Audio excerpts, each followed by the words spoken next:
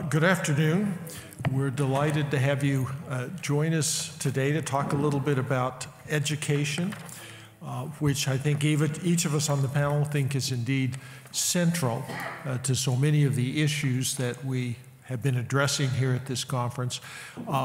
We certainly invite you, if you would like, to come a little closer. We're hoping there will be more of a dialogue than a lecture in today's discussion.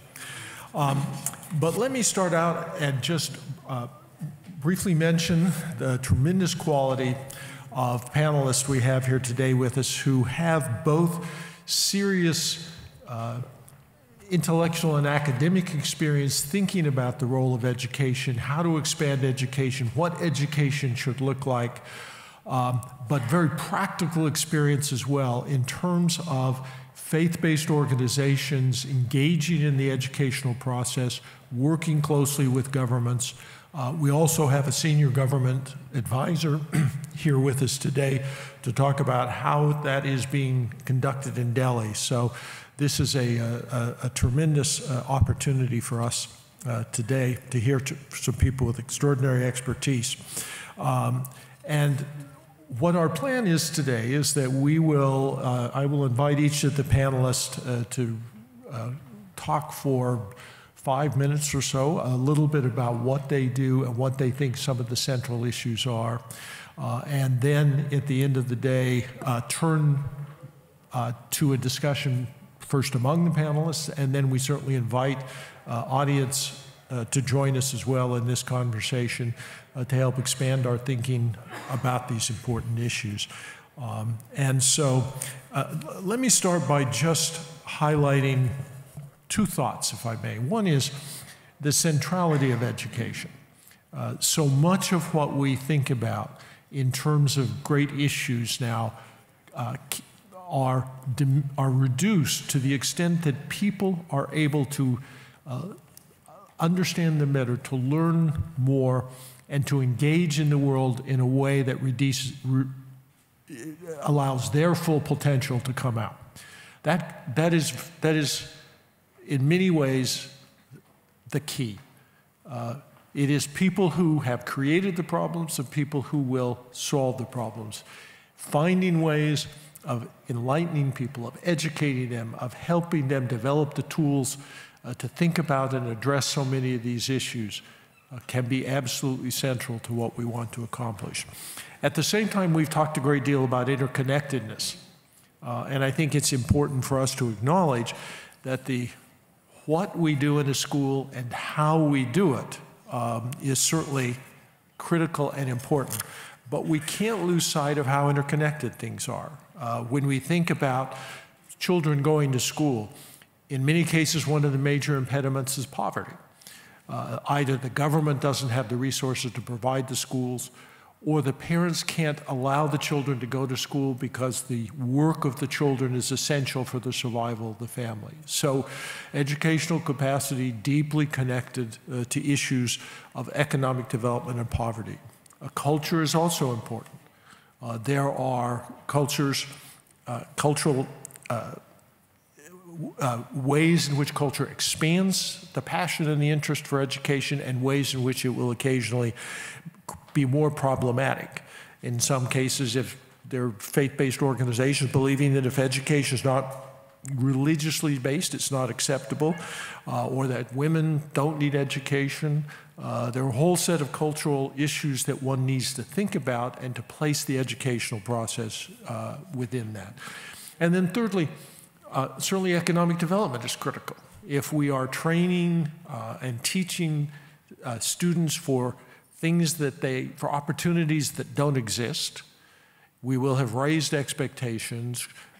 Nothing creates destabilization, dissatisfaction, disharmony greater than failed expectations. And so the need to create education that helps launch people into opportunities that are truly available becomes important as well. So as we think about education, not only is it important in and of itself and the centerpiece of much of this, but it is deeply connected to virtually everything else that we're thinking about in terms of addressing, and everything else affects education.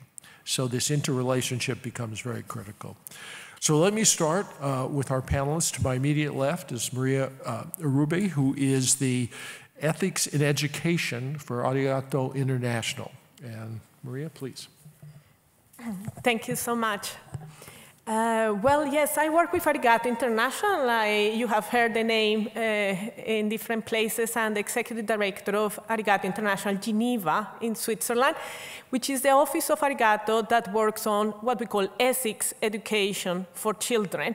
And the focus and the approach of ethics education is to promote intercultural and interreligious learning for children and young people.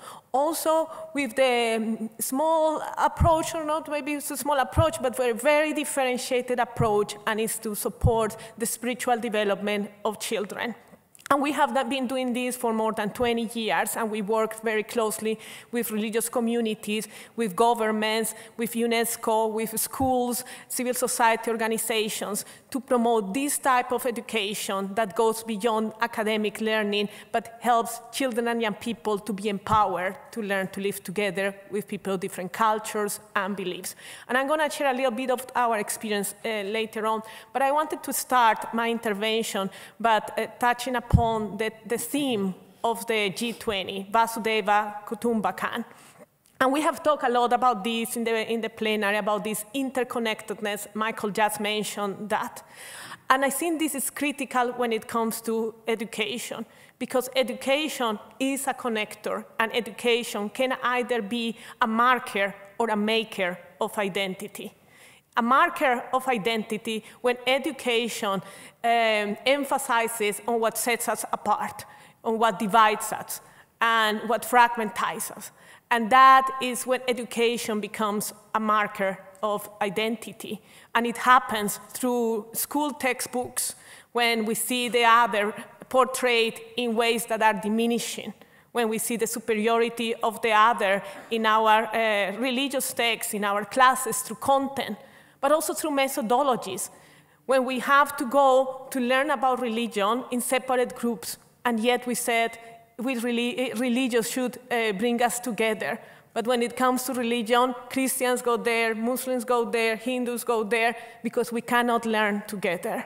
So that's really education as a marker of identity. But education can also be a maker of identity when it creates spaces for reflection about who we are and who we are in relation to the other, who we are, what our identity is, and how our identity is shaped by others. This concept of Ubuntu, I am because you are, which comes from the Zulu language, and it's very critical. It's very much the concept of Vasudeva Kutumbakam, Ubuntu. And this tells us that we hold the lives of others in our hands, and that what we do or do not do have an impact on ourselves and on others. And it's this realization that we are interconnected. And that's when education becomes such a powerful tool to connect us and to help us live more meaningful lives, but also learn to collaborate with one another. Unfortunately, children and young people today live in a world that is in the grip of fundamentalism, of fear of the other, distrust and violence. In a totally globalized world where there is potential for collaboration among people of different cultures and beliefs around common issues, there is an increasing fundamentalism, nationalism, and that divides us. And this gets reflected in education systems where children are divided and in fragmentized or in compartmentalized learning spaces according to socioeconomic class, according to religion, according to ethnicity, but also gender, on those very factors that divide us in our society. And that is reflected in the education system. Some of the questions that were posed to us were related to, what education after COVID? And there is a lot of discussions in terms of what has happened to education. I'm not going to talk of what happened during COVID. We have heard about that. But after COVID, what people are talking about is about learning poverty, the digital gap. It's about the social emotional well-being of the child, and polarization issues as well that affected children. When it comes to learning poverty, we know that learning poverty increased 1/3 in low and middle income countries. That's 70% of children at the age of 10 that cannot understand a simple written text. And this is 70% of children age of 10. And we know that future loss of earning for children that were educated during the COVID time amounts to $21 billion, the loss of earning. And we know that countries also, 1/3 of the countries in the lower and middle income countries decreased their budgets almost 14% during COVID, in a moment where education was more needed than ever before. We know that there are 220 million children that are displaced, and that 78 million of these children are out of school. And they live in countries that are polarized, in countries that that come from countries that are polarized, where are victims of violence, and where there is, we know that children live in camps for an average period of 17 years, and at times without any access to proper education.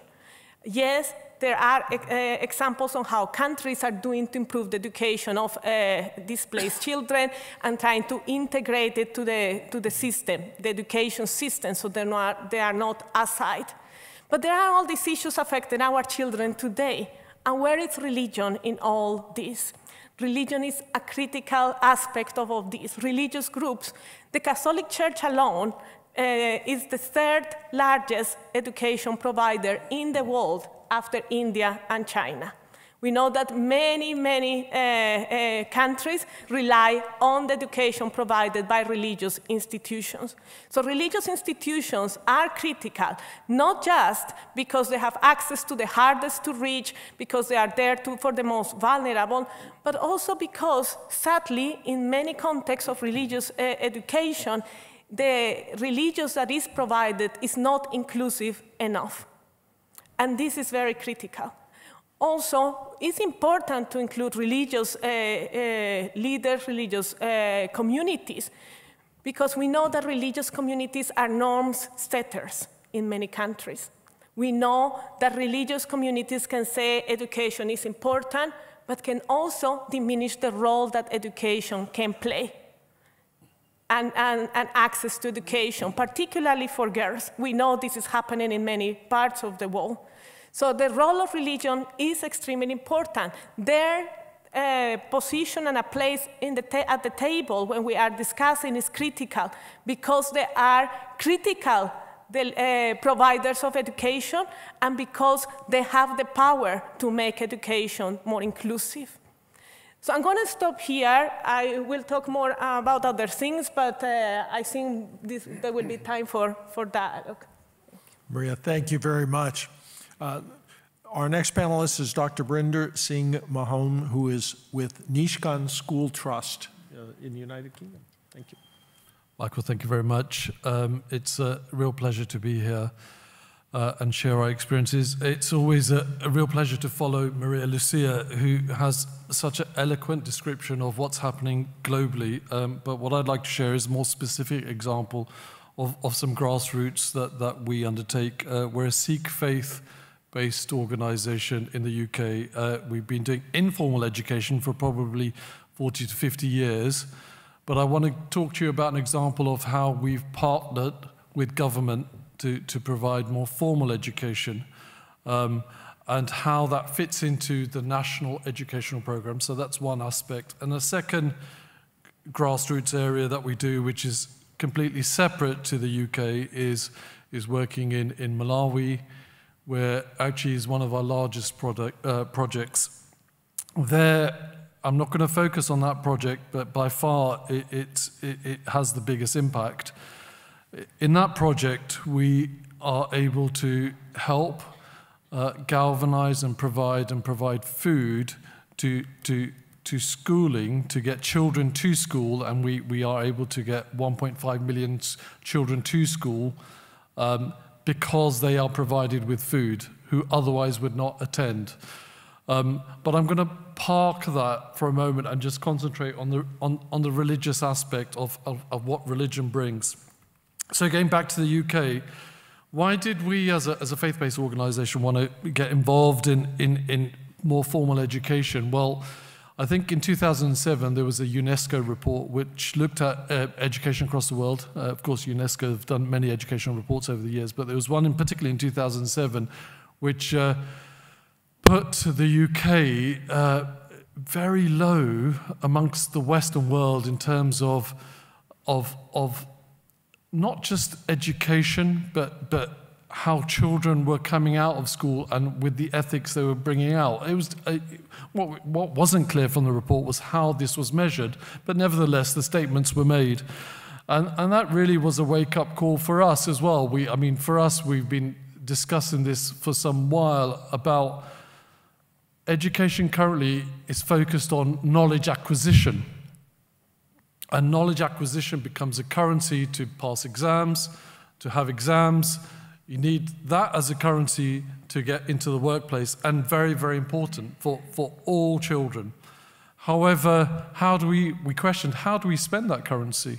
How do we spend our knowledge? And for us, we felt, as Maria Lucia has already described, the foundation of education must sit on, and much of our religious values, our common religious values, about the human potential to do good. And the human potential to do good based on our value or virtue base that we consider founded on our religions in many ways. And the word religion has become a negative connotation, particularly in the West, but also across the world, about how that polarizes certain types of education. So it was about getting a balance right, where we as an education provider, could we as an education provider be much more multi-faith in our approach, where all children and all providers, all teachers and educators could, whether they were from a religious background or whether they're from a non-religious background, but could fit into that system. So that's what we devised, and that's what we came up with. So roughly we now have around 3,500 pupils across our 3 different areas, London, Birmingham, and the wider West Midlands. And the government, Department for Education, supported us hugely to begin our projects and to grow our projects, and asking us to continue to grow our projects. So we are very, very indebted to the amount of support. I'm not just talking verbal support, I'm talking financial support to get our schools going in a sector which is well established. So a new provider coming in and having an avenue to do this was a policy that came from the government and could only be possible because it was done at a policy level. So it was a key thing. That was a key thing for us, Michael. Without that policy change, we would not be able to do this.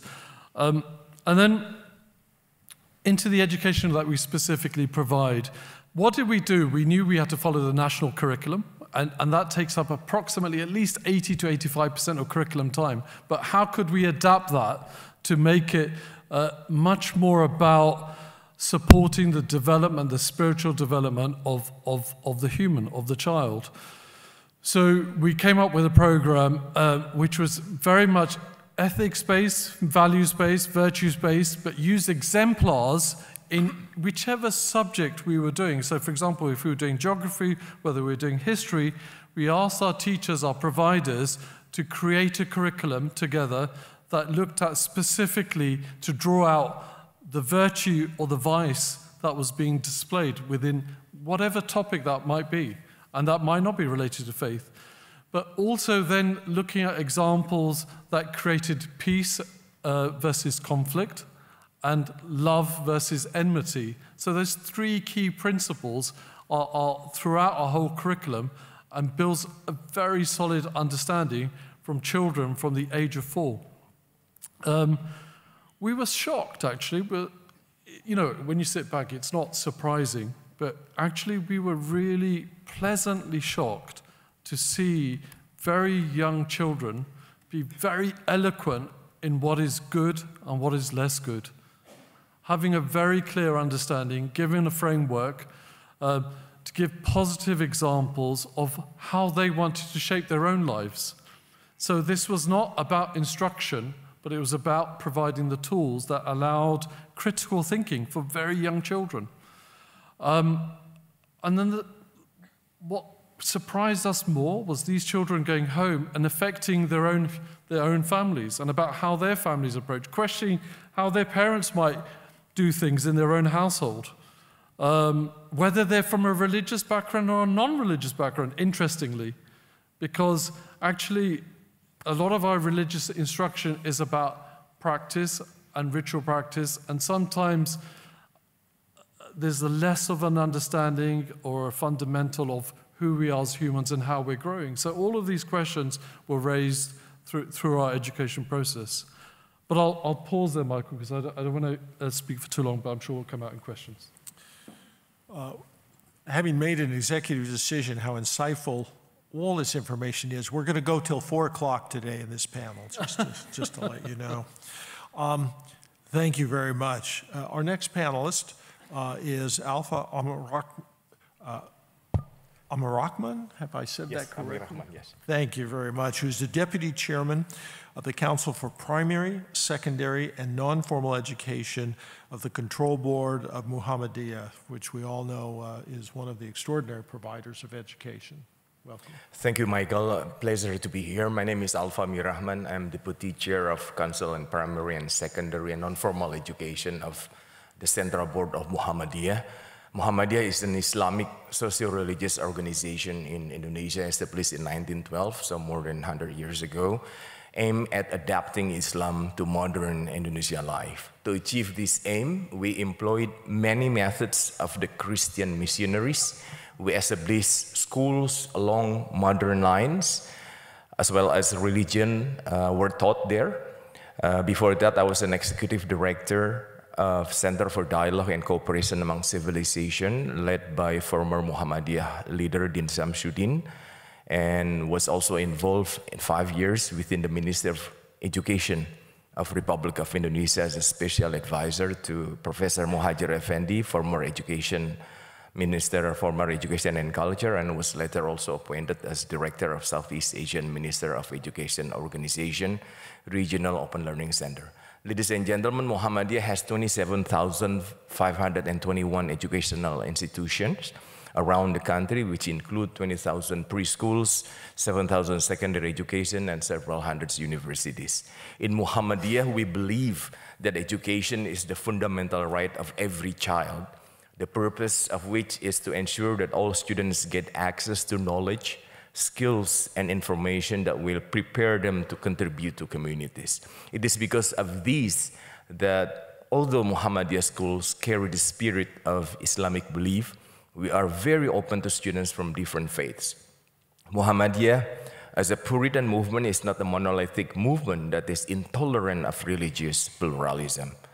For this modernist Muslim organization, the Da'wah movement should be embracing and protecting social and cultural diversity. It is because of this that in the eastern part of Indonesia, most of Muhammadiyah students are Christians, and many graduates have already become leaders in their own regions as mayors and regents, and also leaders of their community groups.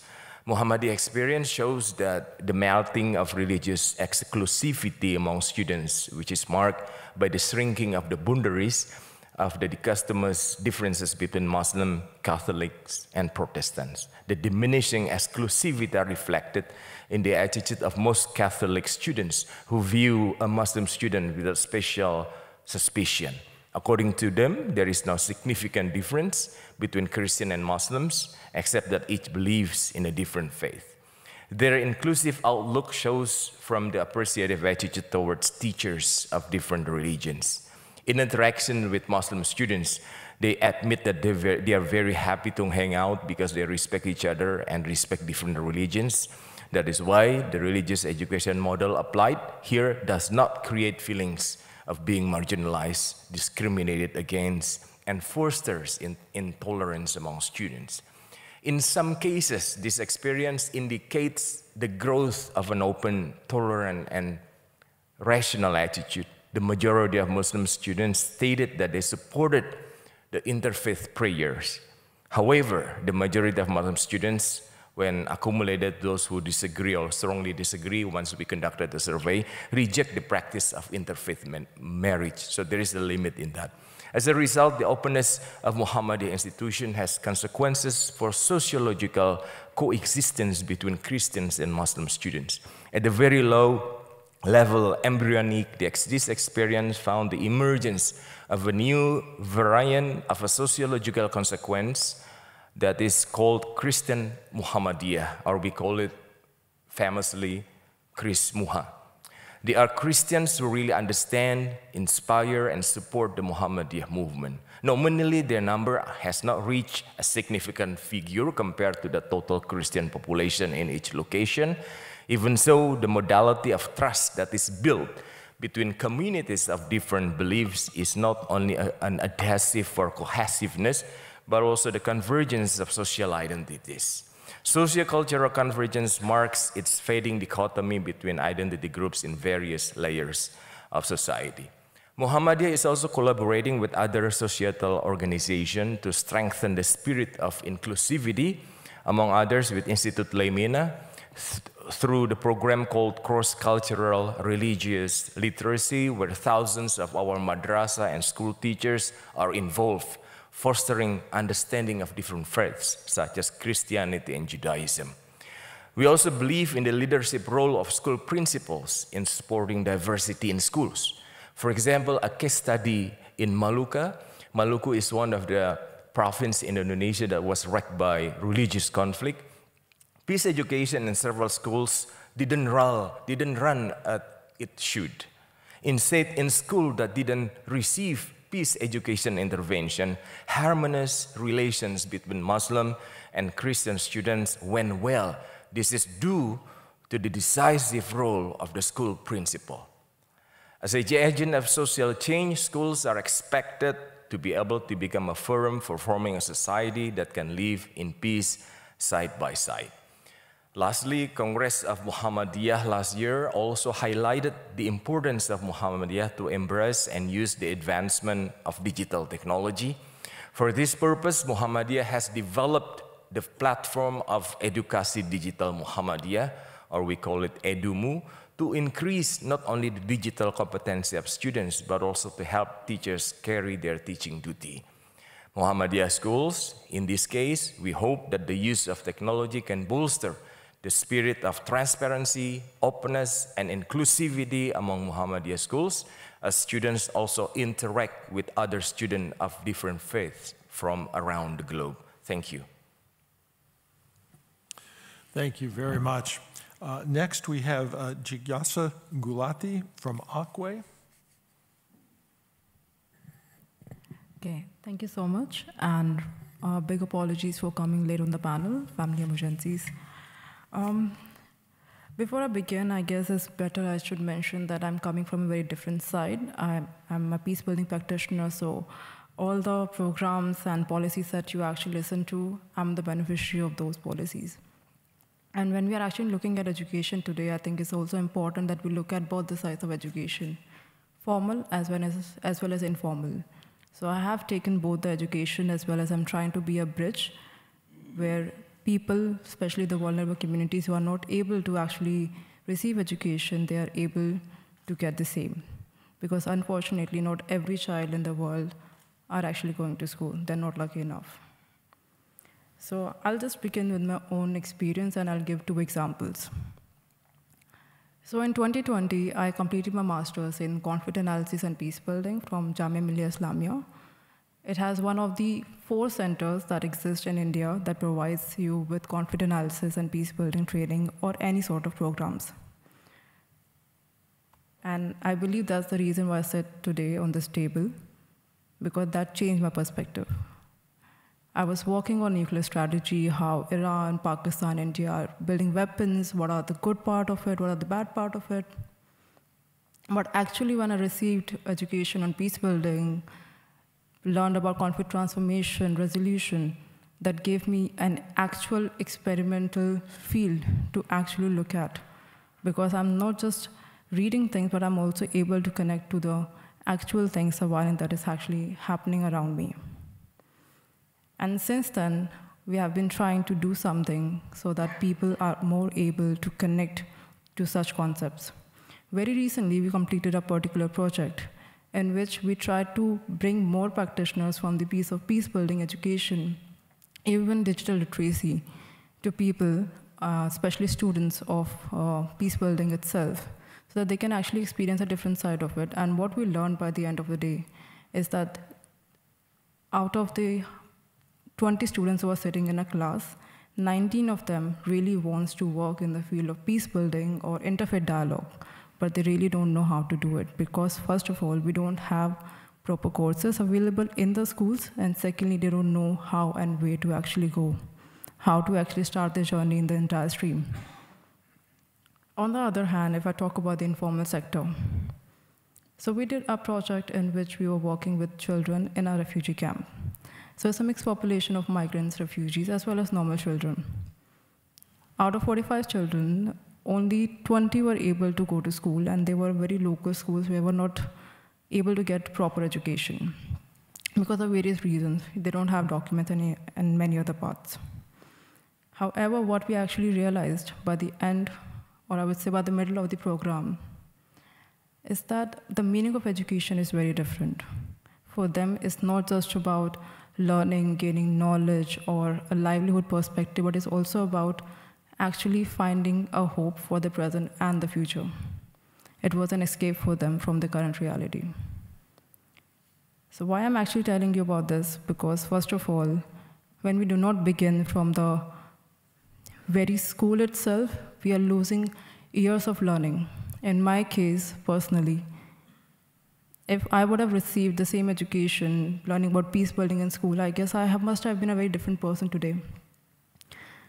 Secondly, when we talk about education for any particular community, we also need to understand and ask ourselves, what does education mean for them actually? For those children that I worked with, for them it was not just about employment and survival, but it was actually about having a future. So this happened during the entire COVID. So as soon as the COVID came, we were not able to actually reach to the actual people because of various restrictions that we had. But there was some people who were actually doing a great job. And one of them were different faith-based organizations on the ground. Many of them were able to reach the communities who were actually very hard to reach, especially by government or any one of us. They were able to garner multiple resources like the food and all the sanitation-related products. However, something happened at that time. We know in the humanitarian action situation, usually the first and primary responsibility is survival and the immediate response. That is definitely true. But at the same time, if we are not aligning it with other principles like development and peace building, we lose that at a particular point. So where we must have heard about different experiences of various communities providing with different needs of the communities, where we are not able to actually see the gaps, is there were multiple communities and organizations who were able to provide with other resources like food and sanitation, but education became secondary. And for a very, very long time, children were not getting any sort of education because the priorities of the organization shifted. At the same time, if we look at the other side of it, all the faith-based organizations have a great role to play because they have access to communities, and most importantly, they can build trust with them. This has happened with us when we are working. The best part that actually comes out is that the faith-based organizations bring out the truth of faith and connect it to the people, which definitely we cannot do. But at the same time, there are certain challenges, and especially being a young woman who work on ground, there are certain challenges, and this is also a request and some food for thought today, that how can we actually build partnerships with young people who are also present on ground and who are actually working? How can faith-based organization can work with them? Because we are also connected to the ground, but at the same time, building equitable partnership with faith-based organization is a challenge, because we are also not able to build trust with them, because young people are usually not seen as experienced or people who actually know. So I think I'll stop here, and thank you so much, sir. Thank you very much. Next, we're honored to have the Reverend Tenjin Gurung, Public Relations Officer from Karmapal International Buddhist Institute. Reverend?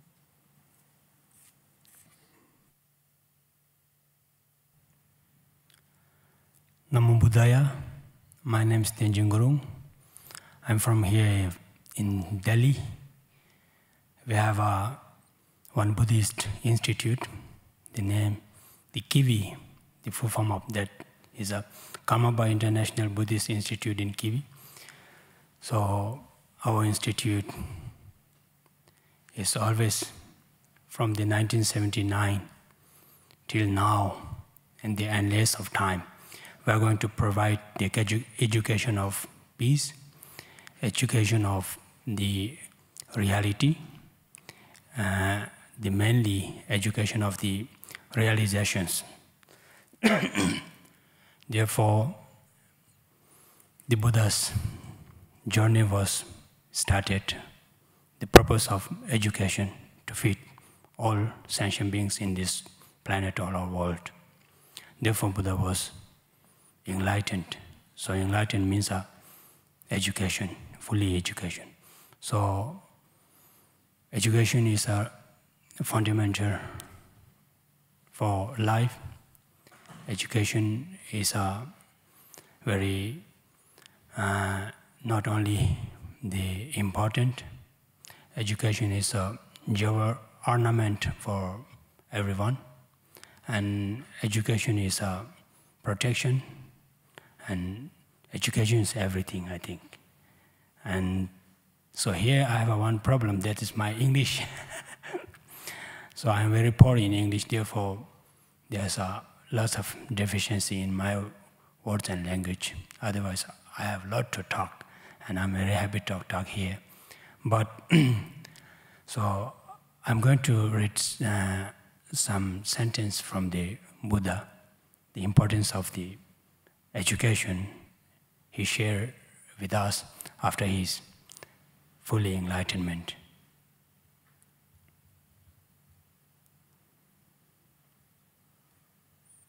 He says that, O bhikshus and the wise, just as gold is tested through burning, cutting, and rubbing, likewise, examine my words thoroughly, and only then accept them, not merely out of respect for me. That means we have our own wisdom. So wisdom climb or collect the wisdom comes from the education. So that wisdom can produce the harmony and prosperity and wellness to everyone. So therefore, and another one, the very, our previous former Buddhist scholar, Sakyapentita, said that, Sakyapentita said that, acquire knowledge, though you may die tomorrow. Although in this life you may not become wise, in your future birth, if take with you, it will become a precious things. Therefore, education is very needed, very important to understand the reality of everything. And also Gautam Buddha said in Jataka tells, knowledge is the lamp to light the darkness of ignorance. It is a great wealth which could not be taken away by the thief or others. It is always a weapon to conquer the enemy of defilement. It is great friend which shows a quintessential instruction with skillful means. So therefore, education, everything, due to the Buddha's teachings, the Upadesh, the preachings, and the followers of the Buddha, myself, and especially my root guru, His Holiness Karmapa, we are providing the education in the world wide. So especially here, just before I mentioned that Kivi is here located in Delhi, and we have a monastery in Ladakh, we have a monastery in Sikkim, we have a monastery in Kalimpong and Darjeeling, and more than 30 to 40 monasteries in Nepal, and especially we have a institute and monastery in Europe, France, Germany, and many others. In worldwide, we have more than 900 centers, and every year we are conducting and we are providing the educations to them, education of peace, how to prevail the peace in this world, how to protect and how to give a shelter to all sentient beings, how we can deliver our teachings and the educations through the practice, and how we can support to all sentient beings from the sufferings. So therefore, we have much more schools and all the monasteries, more than 100 monasteries we have. So all that, because of importance of education, our teacher, our leader, they are providing us fooding and lodging, everything's free, because we would like to flourish the education to everyone, all sentient beings, because without education, so everything's very dark. So therefore, we really like to see the colorful and the fruitful future for all sentient beings. Therefore, we are trying our best to fit the education through our centers and the monasteries. Thank you very much. Thank you so much.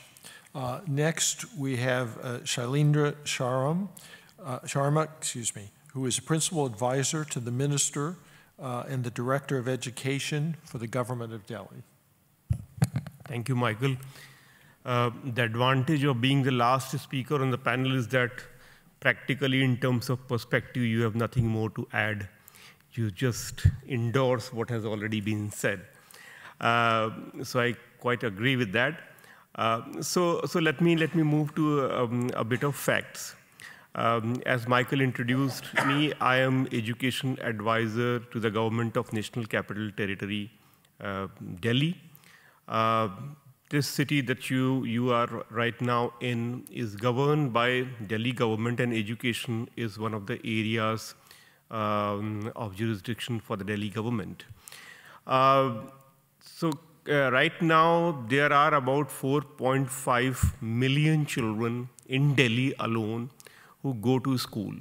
And out of that, nearly 1.8 million children study in the schools run by the Delhi government. So this is the scale we are talking about.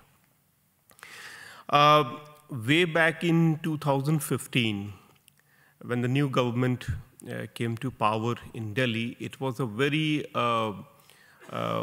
historical moment, because this was led by a party which had come into existence just a couple of years back.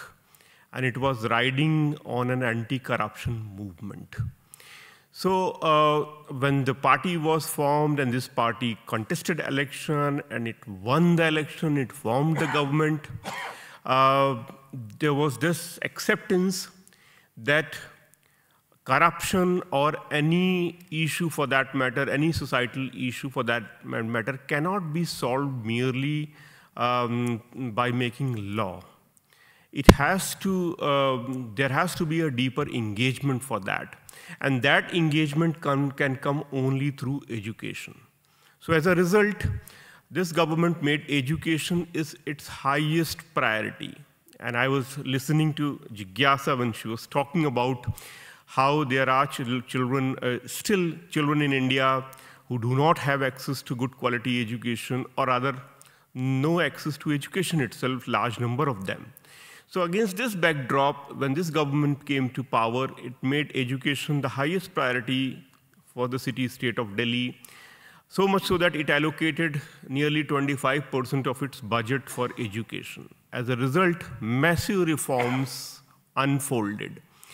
And this reform also was led by the belief that in terms of facilities, in terms of avenues of access, we should be mindful of the fact that what we are teaching in our textbook has to be reflected in the way schools look, in the way in which the behavior is shown. So as a result, a lot of investment went into training of teachers, in rebuilding school infrastructure, so that the child who comes to a government school also gets a good quality of facilities equal to that going to a high-end private schools, so that there is no feeling of being like a second-class citizen. So that was the background against which the education reform unfolded. Now, what also happened as a result was this dialogue which internally started as to what is the purpose of education. And my previous panelists have touched upon that. We also grappled with that issue. And in terms of India's education policies which have been in existence, it very clearly said that the goal of education is threefold: knowledge acquisition, skill building, and values building. But when you actually look at the content and the process of delivery, it is largely focused on building knowledge. Some focus on skill also, and almost nil in terms of values. And we realized that just as we need our children to learn trigonometry, we need our children to learn poetry, we need our children to learn principles of science, we also need our children to learn about their own emotions. They also need to learn about their own role in society and what kind of society they are living in and what kind of society are they contribute in making when they grow up. So these were the issues that led to the launch of some mindset curriculum, as we say. And the first of that mindset curriculum was happiness curriculum, launched way back in 2018 by His Holiness the Dalai Lama. The purpose of that curriculum was to strengthen social, emotional skills of children. We see that children come to school with certain background, with certain baggage. There are many emotional aspects that children start facing. But a school does not offer, or for that matter at home also, there are often not the opportunity to be able to express that. So this social emotional skill, which with that goal, we launched happiness curriculum. And what we do in the happiness curriculum is basically three things. First, there's a session on mindfulness. My friend Tanjin would be a bigger authority on that when I say what we mean by mindfulness, but essentially it is basically a training of mind to focus in the present. Lot of time, there is a lot of noise in our head going on, which interferes with our focus, with our ability to see things rationally. Mindfulness helps our children right from the early grade to practice to stay focused and to be in present. The next thing that we do is there are a set of stories, and the third thing is set of activities. Now, what happens through stories and activities is that the teacher narrates that or the teacher explains that and then leaves the floor open for children to discuss, engage, debate. The idea is that there is no right or wrong answer. If you are feeling something, if you feel at this moment that what the character in the story is saying or doing, you do not agree with that or you strongly agree with that, there has to be a reason, there has to be a logic you put forth, and there has to be a spirit of debate. And what essentially this builds is the respect for each other's opinion, the ability to engage in dialogue. Because these are critical skills we need to have in our children when they engage with the rest of the world. That how do we build the spirit of tolerance, the spirit of acceptance, the spirit of dialogue, the spirit of differing, but saying your things without offending anyone else. So this is what we do through stories and activities, and also to be aware of the contribution that so many people are making in your life, so develop a sense of gratitude for them, so on and so forth. So this curriculum we launched in 2018. It starts with kindergarten and goes right up to grade 8. So in the Delhi government schools, out of 1.8 million children who study in these schools, nearly 800,000 study in these grades. So we have this going on. And the feedback that we got was that the anxiety among children, the conflict among children, bullying, which has been, which is one of the key features in the school, these have all come down. I wouldn't say that it is completely eradicated, but we are on the path to give that opportunity to children to deal with their own emotions. Next, a couple of years back, we also launched another curriculum called Desh Bhakti, which basically translates into patriotism. And when we say patriotism, we understand that there can be a multiple interpretation of this term. But what we are trying to say is that you cannot be a good citizen, you cannot be a good Indian if you do not have the respect for the values enshrined in the Constitution of India, which is inclusive, universal.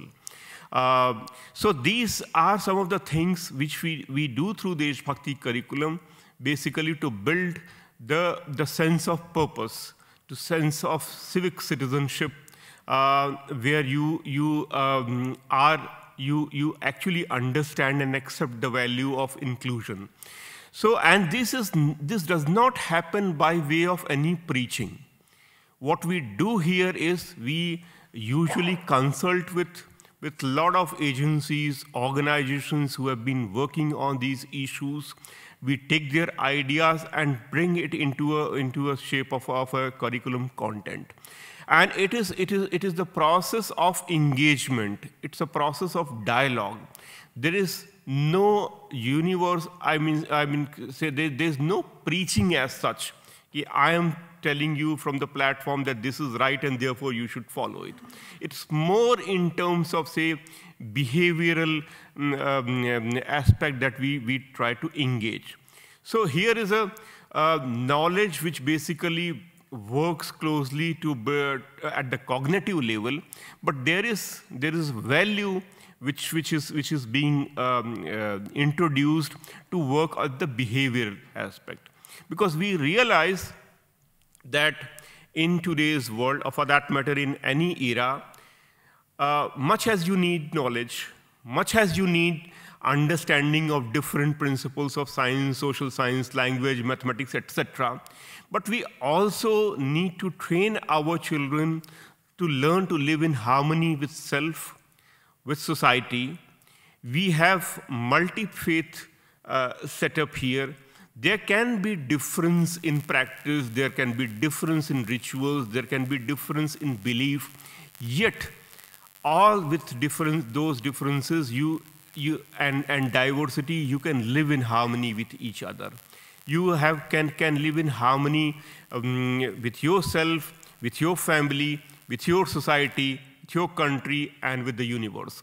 So that's the idea which we are introducing through our schools.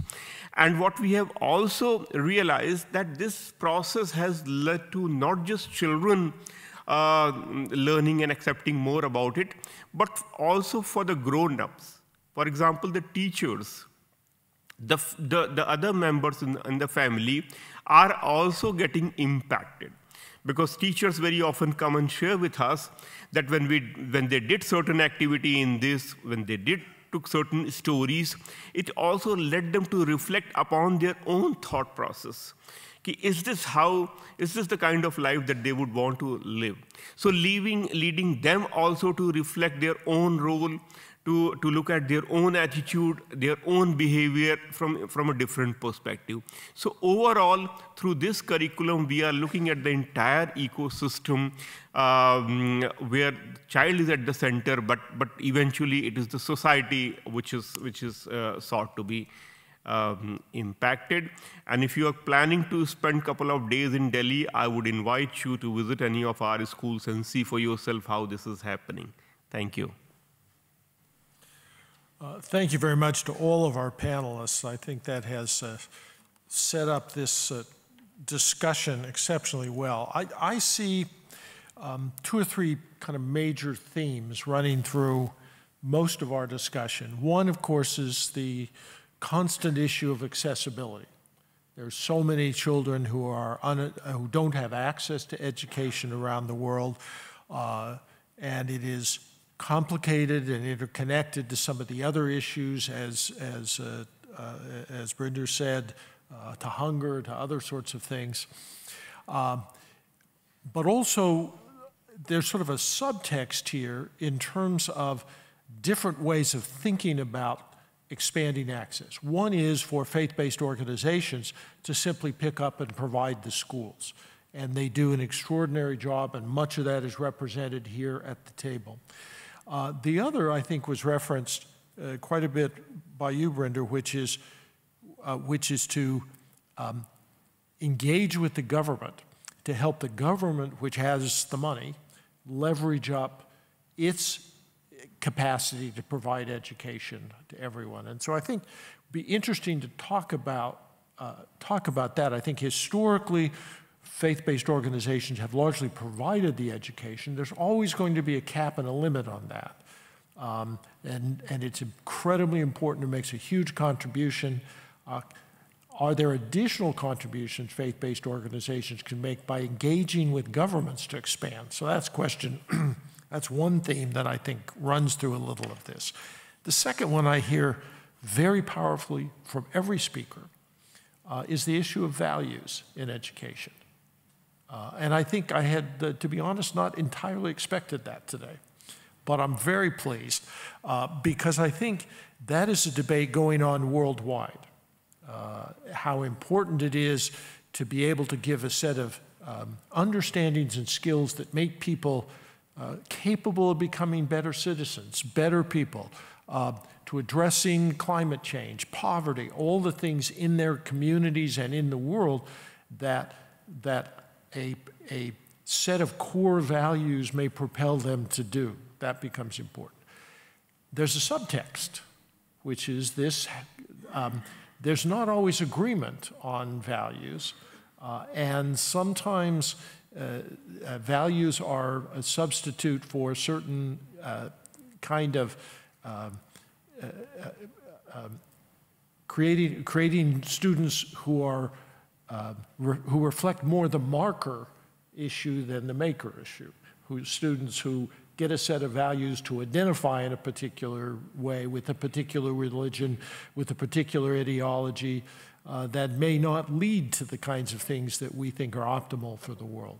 And that danger sort of underlies some of this as well. And we all know examples of exactly that happening. And as I say, there is, even in the United States right now, a major debate going on about should values be taught in schools, and if so, what? I would invite our panelists to pick up any of those themes or others that I may have missed in this conversation. And we're going to talk among ourselves for just a few more minutes and then really invite members of the audience to join us as well. I can get started with the last question on values. I think this is a very important question in terms of values. What we do in Arigato International is ethics education. And yes, we talk about values, but we know that values can be understood differently in different contexts and societies. There are different types of things that people value as well. Yes, there is an emphasis on how our ethics is translated into values, but the purpose of our work is how we help children to think more critically and understand their interconnectedness with others, this ethical demand that we have as humans to respond to the needs of others. And so by doing that, we help children to create also a sense of conscientization. It's this critical consciousness also about their society, about their reality, about their privileges and lack of, about their sense of how they can help and contribute to make a change in their communities. So ethics education for us is also an approach towards intercultural and interreligious learning. Because when you realize of this interconnectedness with one another, and you realize that your identity is shaped by this other, then it's easier to break and challenge your stereotypes and prejudices about the other, and to work with this other. So that's the approach, which has also many challenges. In our work with ministries of education in many parts of the world, what we have faced when we discuss with governments and ministries of education about introducing ethics education to support interreligious and intercultural dialogue, we have faced opposition by religious communities themselves for several reasons. One, because they think that this will replace religion, and if this is a majority country, a country with a majority religion, there is fear that that will replace. And there is fear also in many contexts when there are minorities. They think that they will be teaching the child that it is okay to be from other religion. There is fear also that we will be given a space for the other religion to be appreciated or to support this other religion. And this comes from religious leaders. And we have seen this in many countries where we work. And we have learned that before we go to a country and talk to the government, we first need to engage the religious communities and get them on board before we do this work. And so I do think that one particular advocacy we need to do with the G20 recommendation, that is to introduce ethics education to contribute to interreligious and intercultural learning.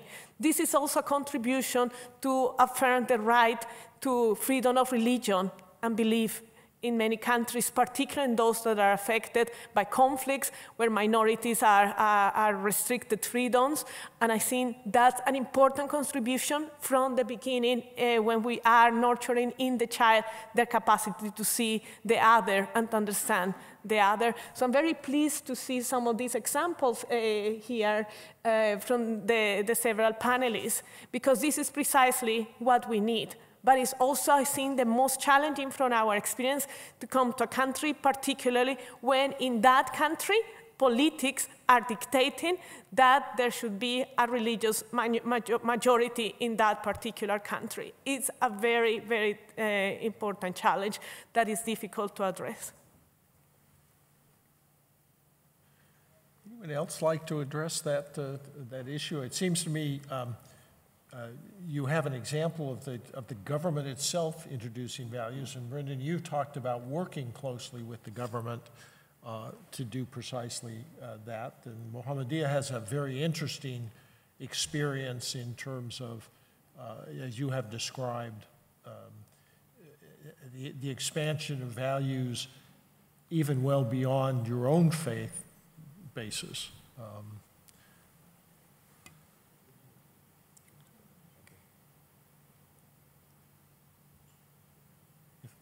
whoever would like to. Thank you, Michael. First of all, with regard to access to education, you mentioned also that we would like to highlight that, as I mentioned before, that we try to make use of the technology, digital technology, to increase access to education. And the second one, because Muhammadiyah schools were built from the grassroots, we don't steer from the central. So it was really initiated from Muhammadiyah members at the grassroots level.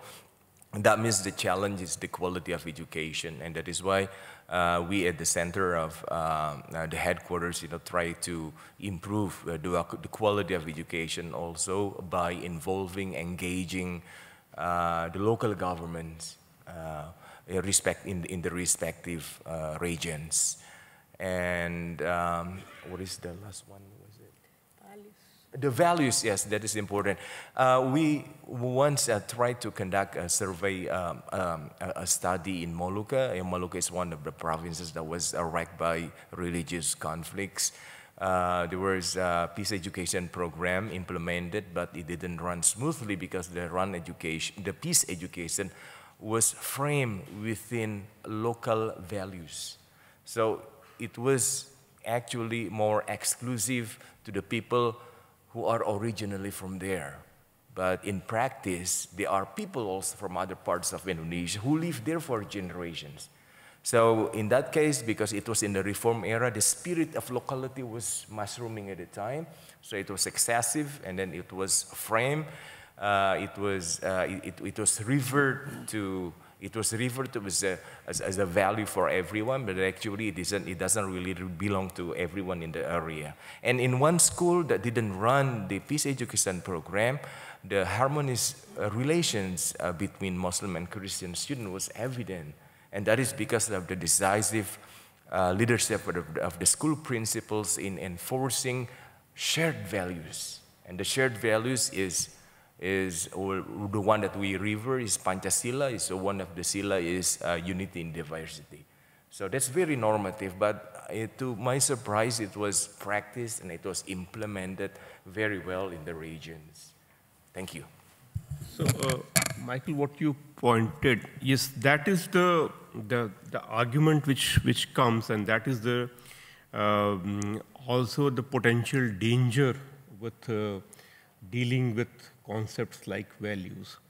But in our case, in Delhi, what we have tried to do is we have tried to empower our children with a tool of engagement rather than telling them that this is right or this is wrong or this is how it has to be done. Basically, right from the very early age, at the age of 3 or 4 years, how do you engage with a question? How do you engage with the principle of, say, coexistence and respect for others, and do that? So be in a situation where, in your own family, there may be somebody who has difference of opinion. If you want to go out and play, and your mother don't want you to go. Now, there is a potential conflict there. How do you resolve that? Are you going to throw tantrum, or you are going to engage, you're going to negotiate? Because life is all about negotiation and making choices, starting from one's own family and going up to wherever you can think of potentially. So if somebody doesn't agree with my view, somebody doesn't dress up like I do, somebody doesn't speak the language that I speak, somebody doesn't pray the way I do. Now, there are going to be multiple points of diversity and difference. How do you learn to engage with that? How do you accept that ki my view is my view, my lifestyle is my lifestyle, and there are other views and other lifestyles which may have equal credence? So that is the kind of training, and that is why we say it's a mindset curriculum, and we are talking at the behavioral level. We are not talking about the transfer of knowledge. This is right, this is scripture says this is right. No need for that. You have to engage in that dialogue and learn to accept to disagree, accept that difference. So that is what we have tried to do. Could I ask you a quick question? Did you engage with religious leaders as you developed this, or was this largely developed out of colleges of education and the experience of government, of teachers and so forth? No, we did not engage with religious leaders on that. We engaged with organizations working on social, emotional, ethical learnings. We engaged with them in terms of ideas, in terms of content, but we did not engage with any religious leaders. Thank you. Brendan, you have quite a bit of experience of engaging with the government on these precise issues. Can you tell us a little, both successes and failures? Thanks, Michael. Just before I head into that, just may I add just a point on the points that have been raised. It's a really tough question, and Maria Lucia, you described how difficult it is that it becomes ethics education, values education becomes a threat to religious communities. It was a threat, in fact, to some of our parents, some of our stakeholders. Because how our religious community is seeing this, they're seeing it in a way that, well, actually, that faith, in a way, is being diluted because it's being equated with other faith quotes, for example. And therefore, suddenly, I, as a person of faith, are having to see my faith in an equal way to other people's faith and those of no faith, humanists, with just an ethic code. So there's a big challenge there. There is a challenge there because ultimately all of us are our faith. We practice our faith because we believe in its divinity and its strength. And some of our faith teachings across the world will say, look, your faith, my faith, is the only way forward. It's a really tough, I'm just asking the question, I'm not answering the question. So just going back onto the other point about engaging with government. So governments, of course, have their own agendas and understandings of what they want to achieve. Firstly, in any democracy, life is short as a government. You need to succeed in a very short space of time. You need to have successful policies that within the next round of elections that one has been able to show some success. Number two, that success must look like, from the educational perspective, it has to have some measurables, some outcome measures that can be displayed in such measure. So we had to think about how we change our language and how we fit into that question that governments will respond to. So that's what we used. We used the equation because we felt so strongly that where education was indifferent, that's a polite way of putting it, where it was poor, in particularly inner cities, was that could we provide an educational system which improved educational outcomes sufficiently quickly enough to interest government to provide funding. So that was our basis of our argument. Our basis of our argument wasn't faith-based, values-based education, although we believed that was the answer to it because it gave critical thinking, self-responsibility to pupils to actually engage and work for themselves in a way and bring that to the fore. So that's how we did it. Can I? I was just going to say that's tremendous insight. I'll be just 1 second. Tremendous insight that governments have to get reelected. And that happens on a regular basis, or at least in many countries, on a regular basis. And to appeal and work with them, you need to speak their language and move at a speed that is consistent with their needs. Very interesting. Please. So just to add, yes, you made a very important point that the governments in democracy have their own life and they have to show the result. And particularly from the education point of view, therefore, it becomes very important that the change that is introduced should not be seen as derailing something which is going on already. Absolutely. So as a result, in Delhi, we were mindful of this fact, and that is why we were very keen that in so-called indicators of outcome performance, we should not be lagging. So if the children are doing well in science, mathematics, and language, at no point of time it should appear that, okay, this is going down, but something else is happening, and what is happening is not seen. So as a result, we were equally focused on that part, and therefore the acceptance for some of these changes that we introduced was far easier. Otherwise, we would have faced the backlash also. And in the democracies, one of the things that the governments are very mindful is the backlash. So as a result, we have to balance those things. Yeah. I just want to say something that trying to adapt to the language of governments, and so for us has been easier to go and say this is ethics education. We don't talk about interreligious, intercultural. That comes, as an add-on to the process. And the reason is because there are more entry points in a Ministry of Education when you talk about ethics or social emotional learning, because then there is no question about that. You need it. It's important, and it's prioritized by governments.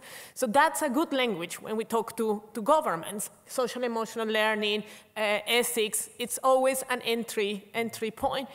What we have seen is that once we get there and we work, we see that there is a real lack of capacity from the teachers to deliver this kind of education. So there is no pre-service or in-service training of educators in any of these topics. There is no pedagogy that is used for this because we use vertical pedagogies. And so that's a lot of what we work. And I want to emphasize on the role of the teacher in this kind of education, that it's not just a transfer of knowledge, it's understanding and it's internalizing, it's a lot of how you develop those attitudes. So the training of teachers is another aspect that is so critical when we work with governments. Investment in pre-service and in-service of training and in the pedagogy that can be conducive to this kind of subjects. Thank you. Reverend Tenjin, do you have anything to add to this that you'd like to say? No. Okay. Ms. Gulati? Yeah. Okay, so I have been hearing a lot about moral education, value education, peace education itself. But at the same time, we need to understand there is a distinction between all three. If I refer to one document that came in 2005 in India itself, by the NCERT, it very clearly stated that anything about moral education, value education is not enough. When we're talking about peace education, is the only way that we can actually provide some experimental knowledge to children, because only then they will be able to have a particular framework to look at all the different models itself. At the same time, I agree with the first panelist who mentioned about that how we need to adopt a particular terminology, because as we have seen already, in many places we have not heard the word conflict transformation or peace building. It always comes, and especially about interfaith dialogue or anything, we don't listen to these things in the system itself. And especially being a young person who actually goes and sit on a table and talk to people, such terminologies are not something that is accepted. And we always have to stay mindful and always stick to terminologies as value education or moral education itself. And this always comes as a backfold. At the same time, when we are talking about the entire system of how we are engaging with the government, it's also important to see that how multiple actors who work on ground, who are working with children, providing education in various forms for various meanings, they are not able to even access government and work with them. They're building their own models at the ground. And they are the people who actually need resources, but they are the people who don't have the identity because they don't have proper big organizations or big names. So they are the people who actually need resources because they are connected to the community, but they are also the people who are missing in such spaces. They don't come here. They don't have the access. But I think when we are looking at the global level today, it's also important that all the international organizations who work, they also try to figure out and actually find and identify those people who work on ground so that they can work with them. Because as I mentioned, not everyone is going to school. They're still very far away. And especially for people who are like migrants and refugees, they don't have a particular identity.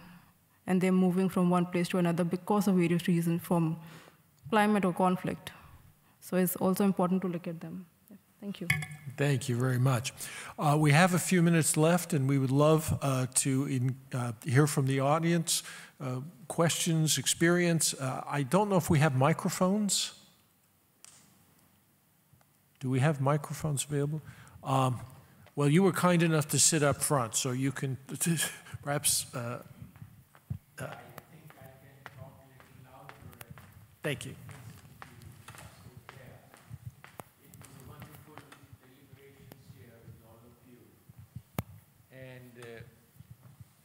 We've been working on it from the last 30 years to look into all these problems which you all discussed.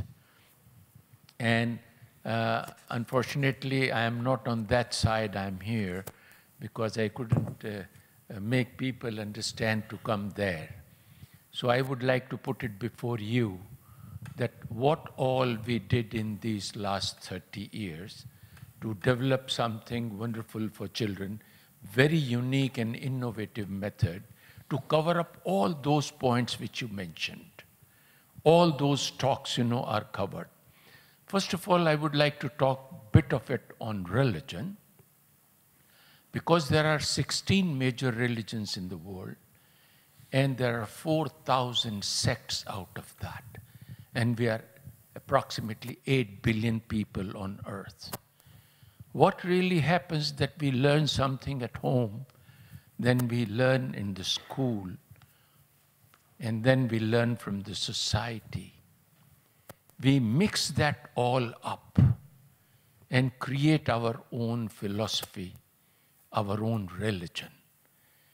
And if all 8 billion people have got their own philosophies of life, how peace can come? So really to tell all the religions of the world to sit together and to find out that they were all made to make a good human being. They could not. Now, how to challenge this part and check in their own religions what went wrong and they could not produce good people. And this is what is the question. So this is what is a small little area on the religion part. I would like to say that every religion should find out themselves what is the problem there and how they could not do it. Then we got to sit together and develop a document on this, how to really bring all the religions together, because we are in Interfaith 20. Now, interfaith means that how we can bring all the faiths together by knowing their gist of all the religions. Whereas spirituality is the essence of all the religions, and spirituality is not a religion in itself. It's a unifying factor for the whole mankind. Now, why not explain spirituality of, what is the essence? And luckily, we are in the period of science now. From the last 200 years, things are developing.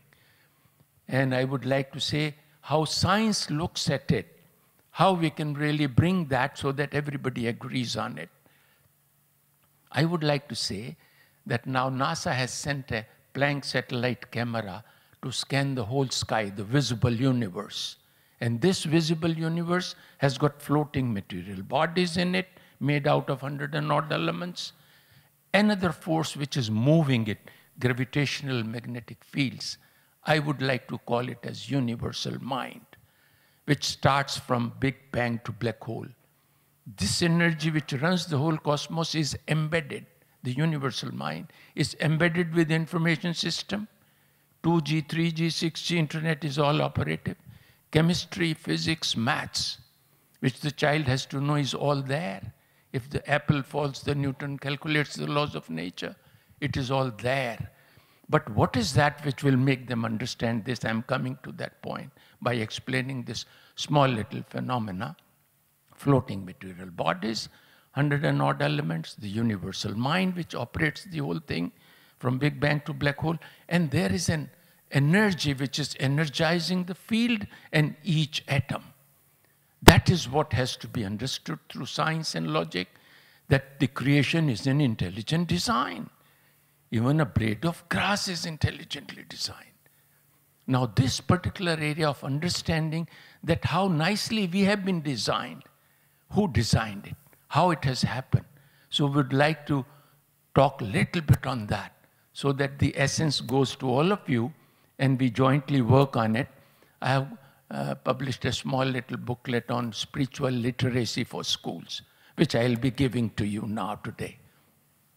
The beauty is that that particular energy which is energizing the whole cosmos is working here because you are part of that. Now, how you started from a single cell to graduate to the crown of creation, the human body. I would like to explain that you are a soul representing the absolute, which is absolute intelligence and a capable force, through the audible stream of life. Because this audible stream of life which I am talking about is known in Islam as, kalma, Saut, or Bange Asmani. Whereas God is light. And in Bible, it is known as light, and the word was made flesh. In my scriptures, in Indian scriptures, it is Nad, that I'm connected with my source all the time in real time. So I hate to interrupt, but I do hope you could bring this to conclusion, because I know we have 2 or 3 other people who would like to speak. I will sum it up in a very minimal time. I do apologize. Yeah, thank you very much. Because I'm heading towards that we would like to know that we are part of the whole. My body is made out of those 100 and odd elements. My mind I have acquired from the universal mind, and I am representing the absolute here. And my outer expression of my creative intelligence is my attention, which is like an omni-scanner, which the child must know in education, that he has got that ability, which is an omni-scanner. Mind is only information and laws of nature. A body is material. So this is how I'm concluding that part. Would like to give that booklet to all of you and to some of the listeners also who can really work on it, and let us sit together and find out something for the education thing. Thank you. Thank you. If I may follow up with a small thought there, many of you have tremendous experience in this area. The G20 Interfaith Forum actually has a working committee that is looking deeply at this issue. If you have written materials, I would warmly invite you to submit them to increase the resource base as the group is working to come up with some concrete suggestions and conclusions in ways that we might better engage the G20 on these basic issues. So you know Professor Durham and Professor Marshall, if you can submit any materials you have, I know they would be very, very welcome. If you can give me the contacts, and I'll do that part. Thank you. Please. And then we have another one down here. Hi. Thank you for this very excellent panel. I've worked a little bit on education, curriculum, and how it intersects with faith in my country context, which is Bangladesh. And Maria Lucia, what you were saying about having kind of an ethical approach, or what you were saying about the Indian context, I hear that as well, to have curricula that speak to diversity, to pluralism, to tolerance in interesting ways. But many countries, such as mine, also mandate that religion be taught. And oftentimes what we find is, I've done a study where we looked at textbooks on religion in the early years, in the middle school. And oftentimes we find that it's really, the instruction is really about education for religion. You know, there was a distinction a couple of years ago that, you know, saw education for religion differently than education about religion, which to the ones who write the religion books seems too neutral. And so I was wondering, when you think about this ethics education or various kinds of curricular models, are you thinking about addressing textbooks on religion? Or do you have a separate curricula and you don't touch the textbook on religion? In which case, what if there's two kinds of messaging that's going on? I mean, I understand linked to this is on-the-ground realities of the real-time politics of, you know, who needs to have a say and why. And that remains we remain entangled in that. So I was wondering if you have any reflection on how you would deal with something like that. Thank you.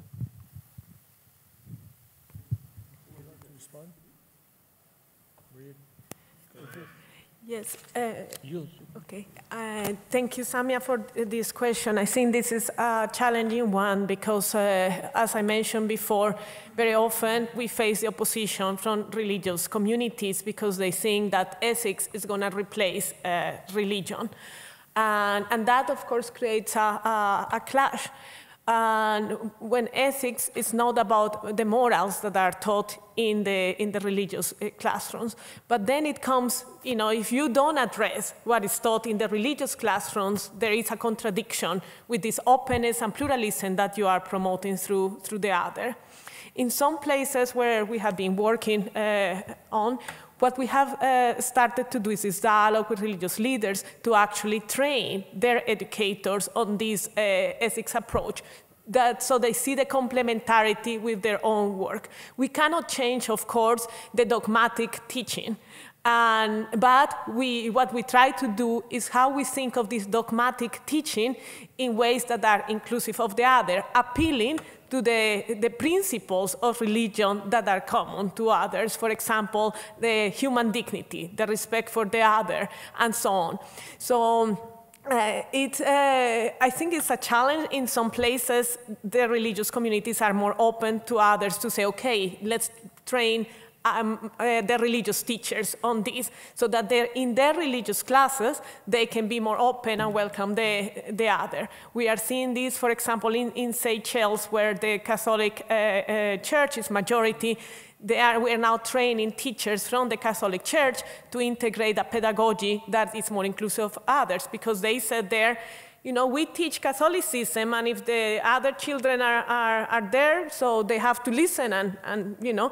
So now they are using the pedagogy to make sure that the other children are included in the discussions.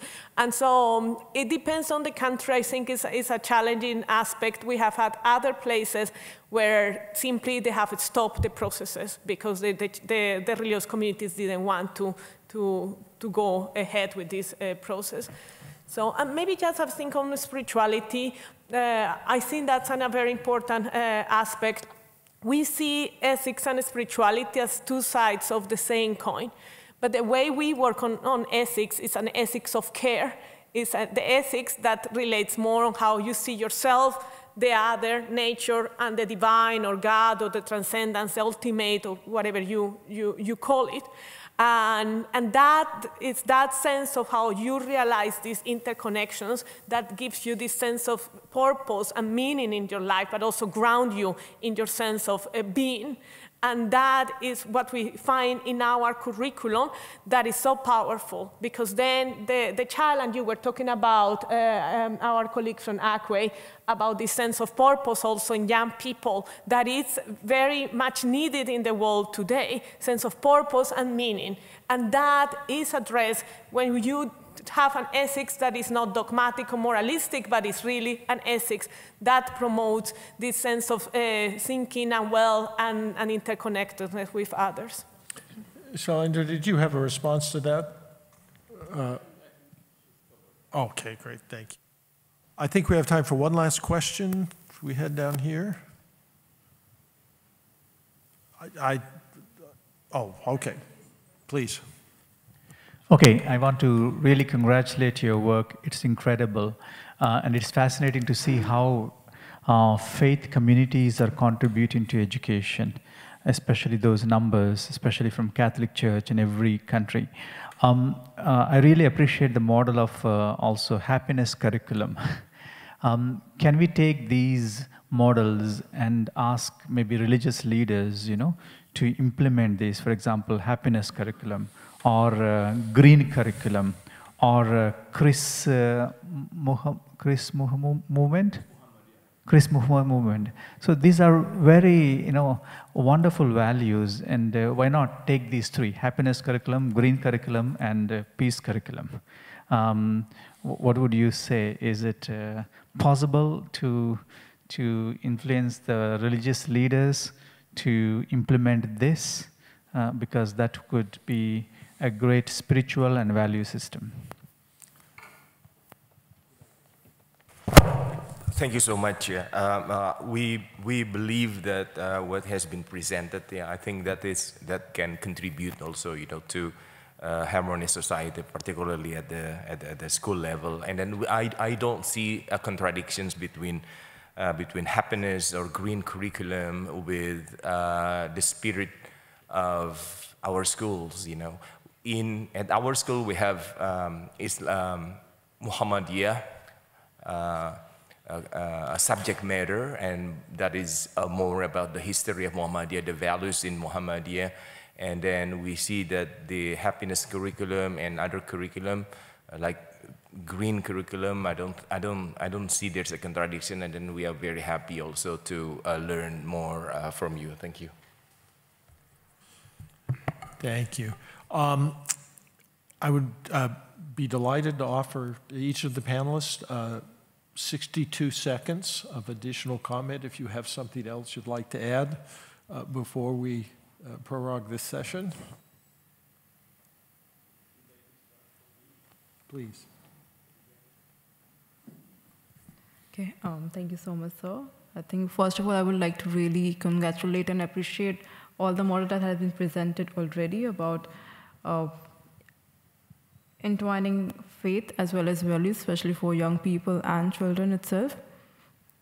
Thank you so much for giving me the opportunity, and once again emphasizing that it's also important to include the people for whom we are working, so whether it's children or young people, actually have them on the table and let them also discuss with everyone what they actually want. Thank you. I would also like to thank you for moderating it so well. And also, the idea of such conferences, as you said rightly, that there are different things that we can learn from each other. Something which is working in my context, I am happy to share, and something which is working in your different context, it would be good to learn. And this is how we would be able to solve the emerging issues going forward. So cross-learning, and I think this dialogue should not stop here. It should be the beginning.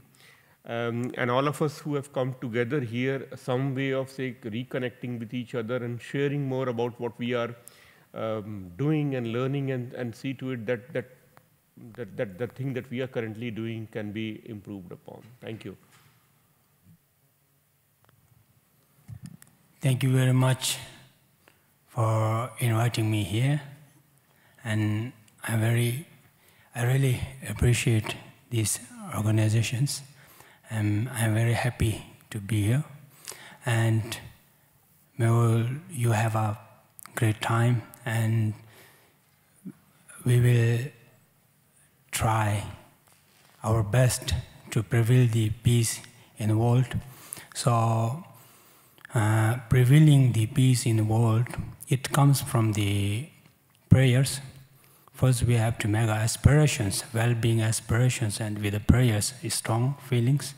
And after that, how we can prevail the peace in the world.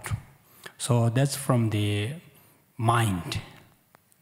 That's what we're calling is the dedication, the samarpit. So because of your strong prayers, including all sentient beings in your prayers, and after that, with the strong feelings, emotions, everything, you put together, and if you dedicate to all sentient beings, then you are prevailing the peace on earth. So therefore, it's a very important, because only we human beings have that potential and the capacity and the power. We can protect everything, and we can deliver very good things through the education, and we can give the value of education. So education, the value of education, what I understand is to deliver to other. And I'm very happy, and I learn a lot from you colleagues and the audience in here, an educated person. So I feel that I will learn the English more in future to engage with you and without any confusion and the hesitations. Thank you very much. I'd like to thank Michael for moderating this very insightful panel, and also the audience, for raising questions and attention to us. I'd like to highlight the importance of shared values that can unite us and foster inclusivity among us. Thank you. Michael, thank you for having me on this panel, and it's been enlightening listening to fellow panelists and comments from the audience. I think I've taken a lot of notes, so a lot for me to take home. I think a message for the G20 is something we've been trying to work on as a group. But from my perspective, a message that if we could get it there and that it could be understood is for education systems not to be lost without the basic foundation of the understanding of the human potential to do good. Now, if our policies were focused on that, I think everything that's been described fits into that. But I think educational systems don't necessarily see it from that point of view because they're measuring it from outcome measures. And then the second point, which is we're an interfaith community here. And of course, in a secular audience, the conversation becomes slightly different. But I, as a faith practitioner, would believe strongly that the human potential to do good sits in and is rooted in the understanding that all creation is a part of the divine nature that we live in, and that the understanding and the focus of that actually gives me a far deeper understanding of what it is to do good. Thank you. I just want to make a quick point about learning religion, learning about religion, and learning from religion, which relates to Sabia's question. And my hope is that learning from the religious other becomes a rule, not an exception, in countries around the world. I think each of these three have a place in different modalities, different ways, and so on. But it's through learning from this religious other that we can create societies that are more plural and ready to include the other. So that's my call and an appeal and my dream in a way that when it comes to religion, we don't put it under the carpet in education systems, but that children are free to speak about their identities without fear of being told that this is not possible to do, or that when we talk about our religious identities, we do it in ways that are inclusive of the other. And with this, I want to say thank you to the other panelists for the invitations to continue this dialogue and continue seeing these interconnections between the different programs that we do. And I hope that as we develop the working group on education of the G20 Interfaith Forum, we are developing a policy brief on education. So I hope that many of these ideas, recommendations can be included in this policy brief.